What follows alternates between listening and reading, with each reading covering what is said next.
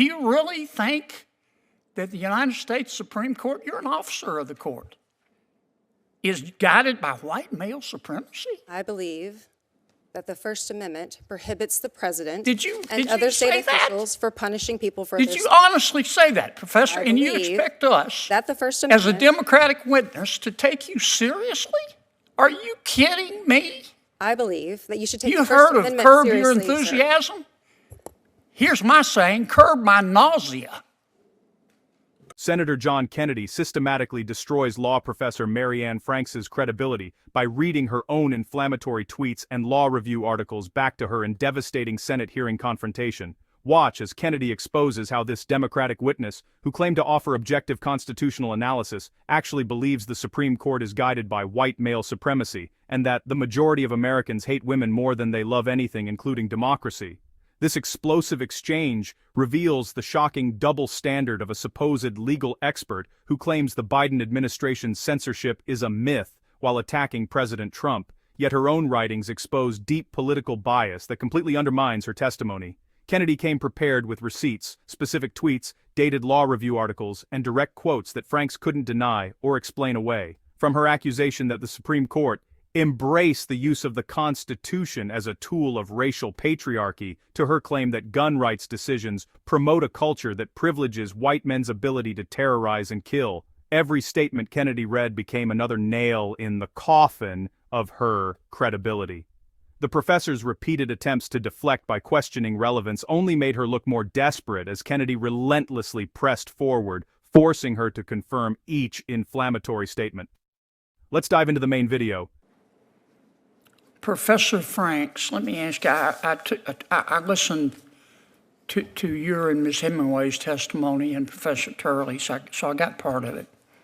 As I understand it, your position, Professor Franks, is that, I think you used the word myth. It is a myth that the Biden administration used government to compel speech, private speech, but that the Trump administration is doing that. Is that a fair characterization? Yes, that's correct. Okay. Do you think perhaps you're allowing your personal political beliefs to affect your objectivity here? No, I do not. What is guiding my answers here is that I'm looking to see what the Supreme Court has said. You notice that in the testimony about the censorship industrial complex. I got that part. No, I just got want that to part. clarify. No, but I've only got 5 minutes. Your answer is no, as I appreciate it. Let me ask you a couple questions.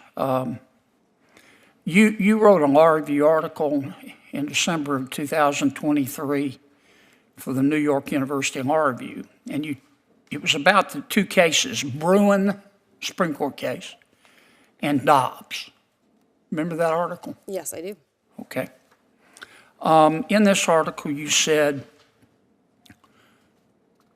I'm going to quote your words, "Taken together, these two cases demonstrate that the Supreme Court has embraced the use of the Constitution as a tool of racial patriarchy," end quote. Did you say that? Yes. Okay. And then you went on to say, quote, "When the Supreme Court declares that there is a constitutional right to armed self-defense in public, it openly embraces and promotes a culture that privileges white men's ability to terrorize and kill those that they perceive as threats," close quote. Did I read that correctly? I believe so. Thank you for reading. Okay. And did you also say in that article, I'm going to quote again, quote, "by simultaneously expanding white men's right to kill and constricting women's right not to die, this Supreme Court," referring to the current United States Supreme Court, "has turned the Constitution into a homicide pact as well," close quote. Did you write that? That sounds like me. Okay.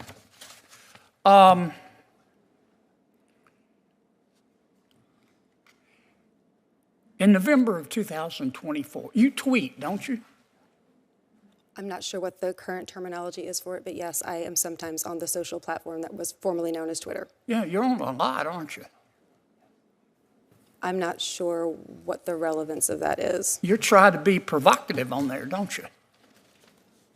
Again, I'm not sure what the Well, relevance let of me this let me question let me is. show you the relevance. On November 7th, 2024, from your tweet, here's one of your tweets at 2:41 p.m. Quote: "The majority of Americans hate women. The majority of Americans hate women more than they love anything, including democracy." Close quote. Did I read that correctly? I am not sure what this has to do with the subject matter of this Did you hearing. say it? I do not have those words in front of me. I probably said something along those lines, but Yeah, what is you the said it. relevance of Here that it to is, this big as hearing? Dallas, right there. Yes. But your political beliefs don't impact your feelings about President Biden or President Trump. I don't have feelings about either of them. What I have Sounds is to me doctrine. like your favorite feeling is anger. Let me ask you this. You issued another tweet. This was in May of 2022. You've just been tweeting up a storm.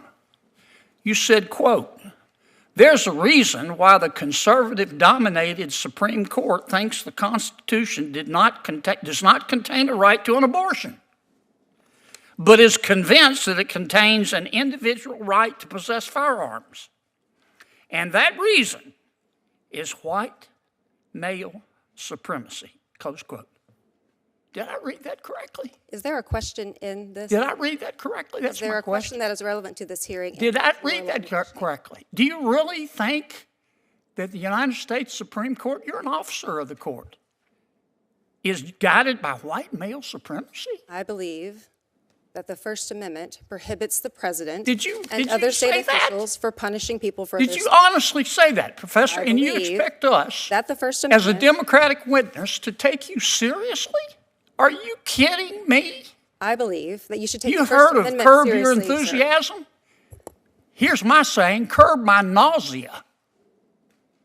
Senator John Kennedy's absolutely devastating takedown of Professor Marianne Franks stands as one of the most brilliant and necessary exercises in witness accountability in modern congressional history.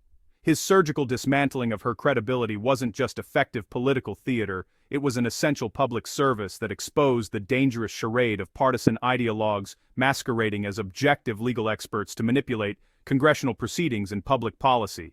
Kennedy didn't just win this exchange, he delivered a masterclass in intellectual honesty, demonstrating that in an era where credentials are often used as shields for radical bias, someone must have the courage to rip away the academic veneer and expose the ugly prejudices underneath. His relentless confrontation of Professor Franks with her own inflammatory words accomplished something critically important. It showed the American people that the so-called experts testifying before Congress are often nothing more than political activists with law degrees, using the prestige of their positions to launder partisan hatred into supposedly neutral constitutional analysis. The brilliance of Kennedy's approach cannot be overstated. He understood instinctively that engaging Professor Franks in abstract legal theory or constitutional debate would be pointless because the fix was already in. Her conclusions were predetermined by her political biases, not arrived at through objective analysis. Instead, Kennedy employed the most powerful weapon available, Franks's own words, spoken and written when she thought she was safely ensconced in her ideological echo chamber. By systematically reading her law review articles and tweets, Kennedy didn't need to argue that she was biased, he simply let her condemn herself out of her own mouth. This strategy was devastatingly effective because it left her with no escape route. She couldn't claim she was being mischaracterized or taken out of context. These were her exact words, published under her own name, reflecting her true beliefs about the Supreme Court, American voters, and constitutional interpretation. Kennedy's exposure of Franks' double standard on government censorship was particularly crucial. She had testified that it was a myth that the Biden administration pressured private companies to censor speech, while simultaneously arguing that the Trump administration was engaged in exactly such censorship. This wasn't constitutional analysis, it was naked partisanship, the kind of my side can do no wrong, your side can do no right tribalism that has poisoned so much of our public discourse. By forcing Franks to confirm this position and then immediately pivoting to her inflammatory statements about the Supreme Court and American society, Kennedy created an ironclad case that her testimony wasn't worth the paper it was printed on. How could anyone take seriously a witness who claimed objectivity while believing the highest court in the land was guided by white male supremacy rather than constitutional principle?